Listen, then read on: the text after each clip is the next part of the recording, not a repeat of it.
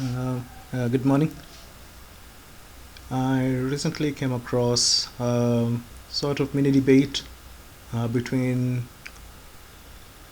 I could say, four forces, right? So there was the freedom for economic education that critiqued Squid Game, rather, not rather critiqued, made a case that Squid Game is not a critique of capitalism, or it's at least not a successful critique of capitalism. And at the same time, Generation Films responded to Ben Shapiro's review of Squid Game. And I feel there's a certain element that was missed in the mini debate, right? Which I think Generation Films did a good job of outlining certain things that an American audience or somebody who's not been exposed to East Asian media would have missed out on.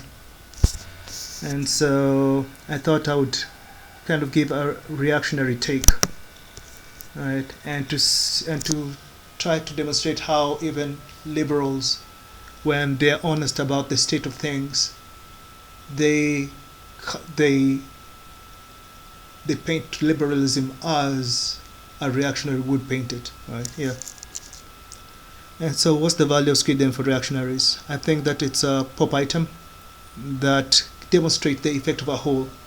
One of the challenges is that we examine different elements of liberalism separately, but we don't look at what the effect is when you put together as a whole. There are many times that the whole is more than the sum of its parts, right? And so we could say that Squid Game is an accidental critique of liberalism, right? And I'd like to make the case that capitalism and communism are extensions of liberalism, right? And if I'm to be more specific, I think that Squid Game is a critique of the South Korean liberal social order, right? And it's an order that promises prosperity, which some actually do attain. And you see it attracts even people, from North Korea, from Pakistan, right? And even the locals.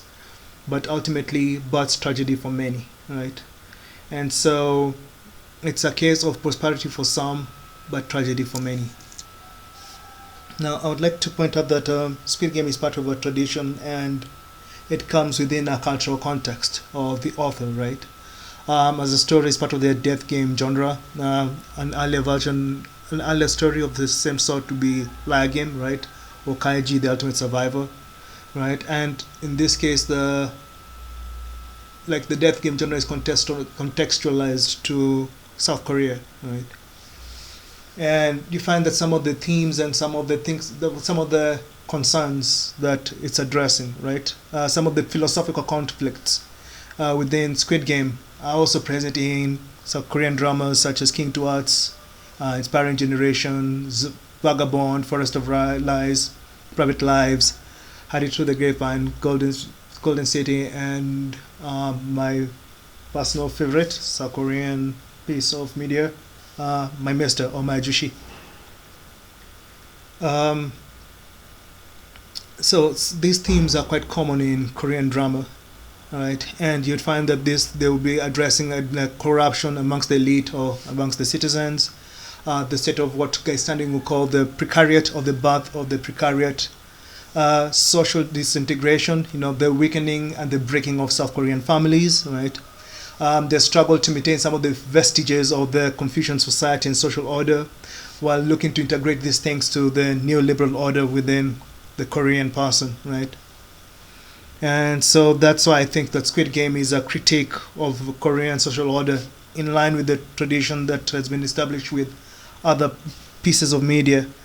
And it's outlining the forces that result in the suffering and exploitation of Koreans. So it's taken through the lens of individual characters and seeing the conflict and the struggle within them, right? And how this order, how these institutions, the effect of these institutions on the person forces them to use their adaptability and rational faculties in a way that ultimately leads them to tragedy, right? And I think this is where the liberal dream dies, right? And I think it can be captured by the whole notion of hyper centralization of power within an institution, right? Something that you can find outlined in C.A. Bone's book Nemesis, right? When it's comparing the Juvenalian and the liberal account of human order, right? I think what the freedom for economic education forgets is that the market and state are both institutions, and the institutions that facilitate each other and interact with each other.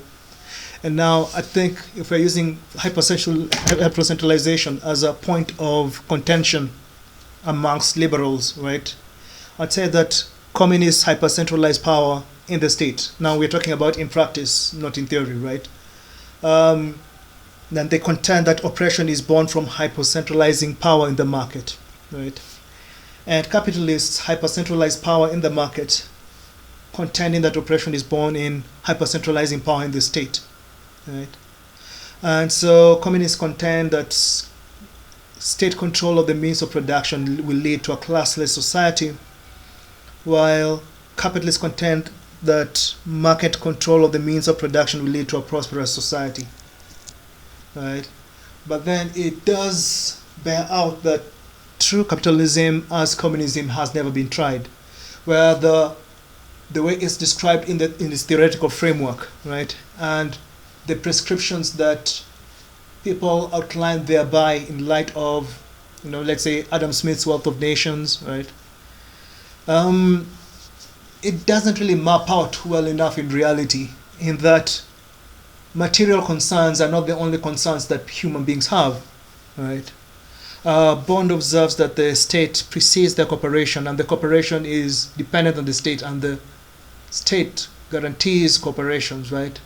And the primary mechanism by which the market is leveraged or exploited in our world today is through the corporation, right?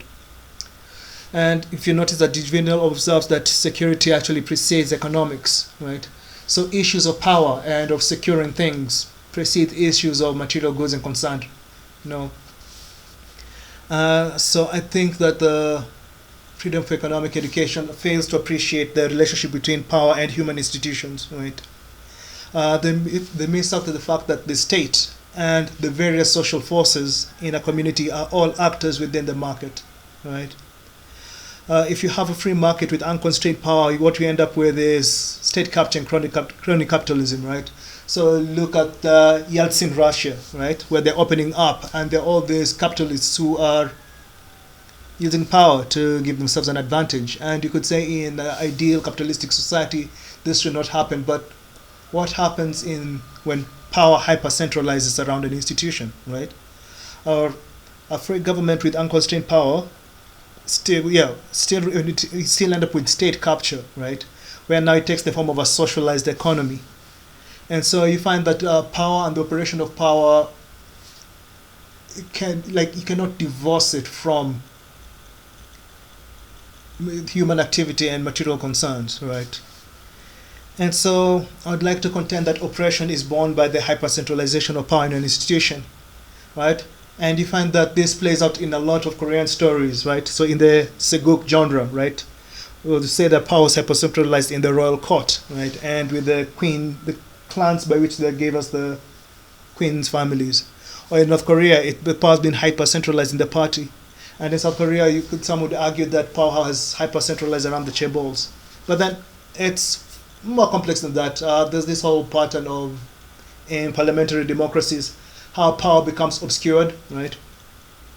And perhaps one day in the future I'll be able to make a much more detailed case why, as to the nature of power and material concern, how it manifests in South Korea, depending on the time that I have. So I think the issue is when money becomes the only means of subsistence, right? If you consider somebody in the urban context, right? So I'm now pointing out a fascinating angle by which reactionary thought can be expressed in, not necessarily reactionary, but reactionary thought, right? One thing that you can notice is that if you're born in an urban area, right, and you're raised in the modern city, there are no options for hunting, for foraging, or for farming, right? And the only institution that mediates trade is the market, which is guaranteed by the government, right? So money becomes the primary concern, right? And so in Squid Game, you find that there are spoilers. The character leaves Pakistan, right, and all its wealth and the resources within Pakistan, trying to make a living in South Korea, right? And another fascinating thing that you see, due to factors such as inflation, people will not be able to afford to retire, right? And so I think in a way it's showing us how parallel institutions might actually be much more important than we realize, and integrating them might actually be, to the extent that we have, might actually be a bad idea, right? So rather than a common market, why not parallel markets, right? And rather than one social force, why not parallel social forces? Rather than only one way to care and feed for your family, right? And I'm talking about real choices, not this like brands. So for instance, like Gamble owns this 5, 6, 7, 8 different examples of toothpaste, for instance, right? It's not a real choice, so to speak, right? But we have another. It's not genuine competition, in that whatever the market chooses, Procter and Gamble wins, right? Yeah, and so not like so it's not power hyper centralized in one institution, but diffused in several institutions, right? And that will allow people with different dispositions and skills to be able to meet the minimum requirements of a good life, right? And I think that just a small taste of the South Korean tragedy, where the elderly poverty rate is at 43%, right? And this is despite South Koreans working more hours than most people in most countries, and dealing with the things inflation eating away at your savings. I think in the debate between Squid Game and the freedom for economic education is a defeat for freedom for economic education. In that you can analyze a market, the way a market is supposed to operate in an ideal setting, or you can have a particular theory of the market. But then that market has to contend with power. That market has to contend with the fact that there will be many actors within that market who have an interest in controlling it. And that's a reality that humans can't escape. And so, in a weird way, Squid Game is quite reactionary by accident, by pointing out the fact that in a liberal order, we create a unique set of tragedies that revolve around just trying to stay alive.